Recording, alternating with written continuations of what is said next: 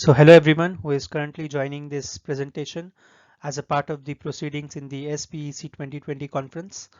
My name is Himanshu Agrawal. I am currently working at HELA in Lippstadt, Germany, and I am preparing my industrial PhD in cooperation with HELA and University of Oldenburg. I have been actively working on the topics related to deep learning and functional safety in autonomous systems. One of the topics which I have been working on as a part of my research work, which I would also like to present today, is a strategy for developing a pair of diverse deep learning classifiers for use in a two classifier system. So as you all know that deep learning has a major importance when it comes to autonomous driving, and the idea here is to basically impart robust decision making skills to the vehicle. And this technique of deep learning is widely popular, specifically in image classification applications, for example traffic sign classification. So over the years, there have been multiple research that have been conducted in this area of deep learning, and it has often been found that instead of using a single classifier for a particular application, the use of multiple classifiers, which we call as multi-classifier system, often induces better performance. So you can have sort of multiple classifier models which you can fuse together to have a combined decision. And this combined decision making would be much more robust.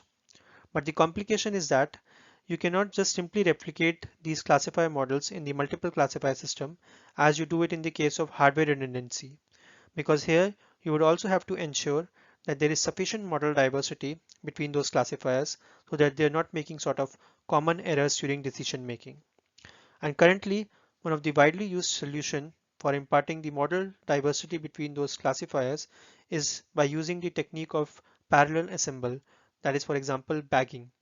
So here you train multiple neural networks individually, and you train them all using different sets of training data, and also by having different architectures of the neural network set assigned to each of these classifiers. Our strategy is just a step forward to the already existing solution, and the aim of this strategy is to impart additional model diversity in those parallel assembles. So along with using different training data and different neural network architecture for training the individual classifier models, we can additionally use diverse forms of label vectors for training them, which we propose in our strategy. So the benefits of using our strategy is that first, it would give some additional model diversity, and secondly, as we would see in the further slides, it would have a possibility of acquiring an optimal combination of the classifier models. And the limitation is that since we generate just a pair of classifiers, that is two classifiers out of this strategy, therefore the scope of this strategy has been restricted to use in a two classifier system only. So coming to the key statement of the paper, the overall objective here is to impart additional model diversity between the classifiers, but this time we would do that by means of diversifying the penalizing objectives which we are using for training those classifier models. So these penalizing objectives are basically encoded into the label vectors which we want to diversify. So we would have two different cases, that is case 1 and case 2. The label vector generated using the case 1 would be in such a way that it is penalizing more the classes that have lower similarity with the true class, whereas the label vector corresponding to case 2 would be generated in such a way that it is penalizing more the classes that have higher similarity with the true class.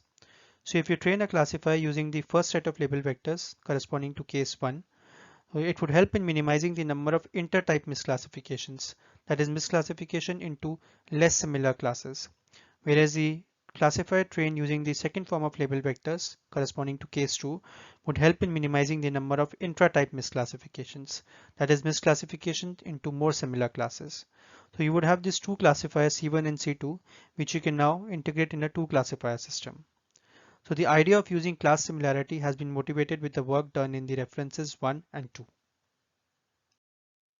So now since we want to encode the label vectors with certain similarity coefficients, so the first step herein would be to measure the similarity between the classes, and for that we use an existing trained classifier in our approach. So let us assume we have a trained classifier which is a convolution neural network. One of the outputs which you can extract from this neural network would be the vector of logits, which is a k cross 1 vector where k is the total number of classes. So what you have to do is you have to first collect all the samples belonging to any particular class, and then using this trained classifier you have to predict the logits for all those samples, and then you can model all those logits as a multivariate normal distribution. So you have to repeat this step for all the available classes from 1 to capital K. And once you do this modeling for all the available classes, you can measure the similarity between any two classes by measuring the Bhattacharya distance between their corresponding multivariate normal distribution. This Bhattacharya distance is the standard formula. And also if this distance is lower between the two multivariate normal distributions, that would imply that there is higher similarity between the two classes. So the next step would be to derive the similarity coefficients for both the cases, that is case 1 and case 2. So let us consider an example here. Let us assume that we have already acquired the Bhattacharya distances between the true class, which is class 4, and all the other classes from 1 to 6. So in case 1, the core idea is that you have to assign higher coefficients to the classes which are closer to the true class. So if you follow the steps we proposed in our paper, for case 1 corresponding to this particular example, you would get the label vector as something like this. So as you can see, we have 6 coefficients in that label vector, that is one coefficient for every class, and you have to ensure that the summation of this 6 coefficient is equal to 1. So you first begin by choosing the coefficient corresponding to the true class as a parameter nu, which is in this given range. So if you vary the value of this parameter nu, the other values would change correspondingly. So we can see here that we have assigned the value of nu in this range where we have excluded the value of 1, because if you keep this value as 1, then this label vector would again become a standard binary label vector, which we don't want. And also you can see we have set the lower range as 0.5 because we want to ensure that the coefficient corresponding to the true class has always been assigned the highest value in comparison to all the other coefficients. So you can see here in case 1, among all the incorrect classes, the highest value has been assigned to class 6, which is closest to the true class. In case 2, it would be exactly the opposite. Here we would assign higher coefficients to the classes which are farther to the true class. So if you follow the step we proposed in our paper, you will get it something like this. And here you can see that among all the incorrect classes, the highest coefficient has been assigned to class 1, which is farthest to the true class. So in this way, you can derive the two diverse forms of label vector for every class that is available. So now coming to the experimentation, we conducted our experiments using the German traffic sign dataset. So we have this training set T, which we split it into 3 equal subsets. Using the first subset, we first trained a classifier by using the standard binary label vectors, that is by using the standard approach. And then we would use this classifier to implement a proposed strategy. That is, we would first measure the similarity between the classes, and then we would derive the similarity coefficients for the two cases. So the outcome of this would be two different sets of label vectors, that is label vector corresponding to case 1 and case 2. So using these two different forms of label vectors, and also by using different subsets of the training data, that is T1 and T2, we would train two new classifiers, that is classifier C1 and classifier C2. So these classifiers C1 and C2 would now be fused in a two classifier system.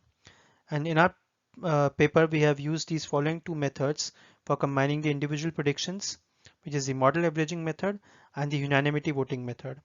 In model averaging method, the final outcome is predicted by averaging the individual softmax probabilities, whereas in unanimity voting method, the system takes a decision only if the predictions made by both the classifiers are same. Otherwise, it would not take any decision.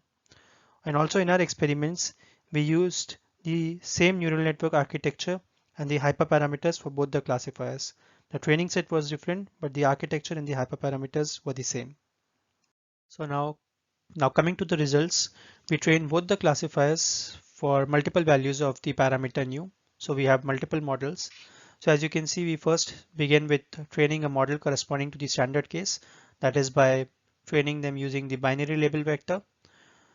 But for both the classifiers, we got better validation accuracies using our approach.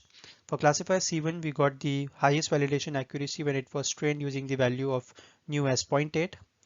And for classifier C2, we got the highest validation accuracy when it was trained using the value of nu as 0.7. Now we want to check whether both these classifiers are doing diversifying jobs or not. For that, we plot the number of intra-category and inter-category misclassifications.